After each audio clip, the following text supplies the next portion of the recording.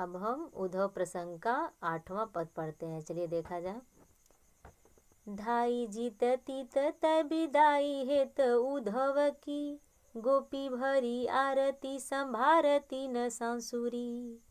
कहे रत्नाकर मयूर पछ को लिए, को गुंज अंजलि उमा है प्रेम आसुरी। भाव भरी को लिए रुचिर सजावो दही, को मही मंजुदा बिदल कति पांसुरी।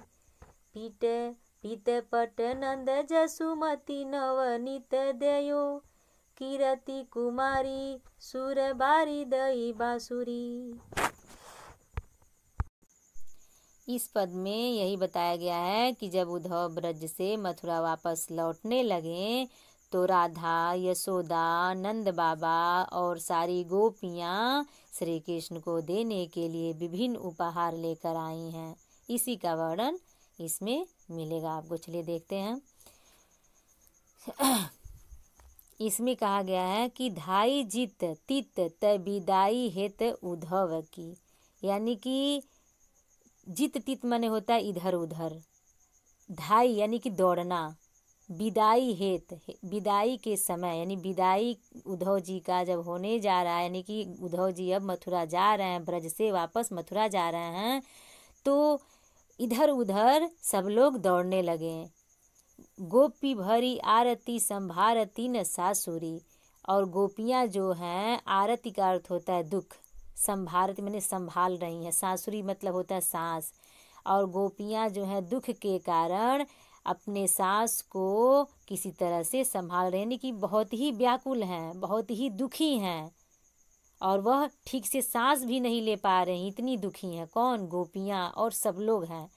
नंद बाबा भी हैं, माँ यशोदा हैं, राधा हैं, सब लोग दुखी हैं, ठीक से सांस भी नहीं ले पा रहे हैं, यानी कि बहुत ही व्याकुल हैं।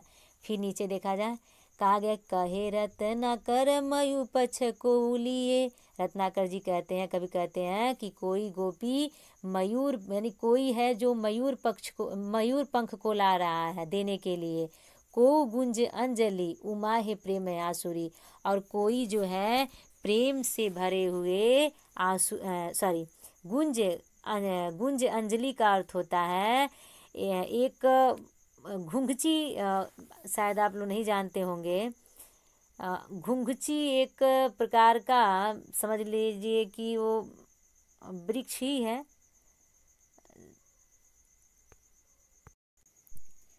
हाँ, तो देखा जाए, जैसा कि गुंज अंजलि का अर्थ हम बताए थे कि घुंघची का माला। घुंघची एक प्रकार का वनस्पति है जो जैसे लाल मूंगा या काला मूंगा, अनेक रंग के जो मूंगे होते हैं, उसी मूंगे की भांति छोटे छोटे उसके बीज होते हैं, वही घुंघची का माला कहलाता है।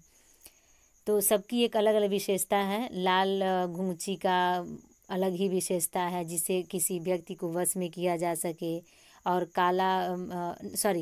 काले घुंघची का जो विशेषता है वो किसी व्यक्ति को वशीकरण किया जा सकता है, और लाल जो घुंघची का माला होता है उससे हम धन की प्राप्ति करते हैं। सफ़ेद का भी एक अलग विशेषता है, सबका एक अलग अलग विशेषता है।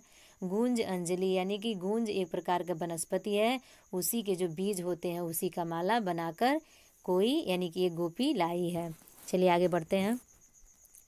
तो इसमें कहा जा रहा है कि को गुंज अंजलि उमाहे प्रेम आसुरी। उमाहे यानी कि उमड़ाती हुई, यानी कि प्रेम भरे आंसुओं को लिए हुए उमड़ती हुई घुंघची की माला लाई।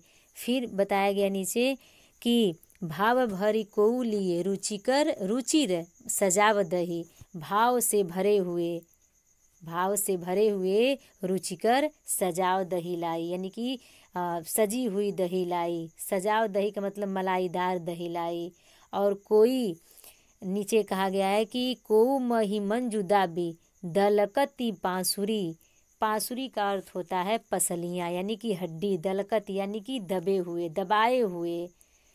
तो यहाँ कहा गया है कि मही का अर्थ होता है मट्ठा। कोई गोपी जो है अर्थात कोई जो है अपने पसलियों को दबाए हुए फटी हुई, यहाँ दलकत यानी कि फटी हुई पसलियों को दबाए हुए मट्ठा लेकर आई। फिर नीचे कहा गया है कि पित पट नंद जसुमति नवनीत दयो। पित पित माने पीला, पट माने वस्त्र, नंद नंद बाबा पीला वस्त्र को लाकर देते हैं। और जसोमती मैया यानी कि यशोदा मैया, नवनीत का अर्थ होता है मक्खन, ताज़ा मक्खन लाकर देती हैं।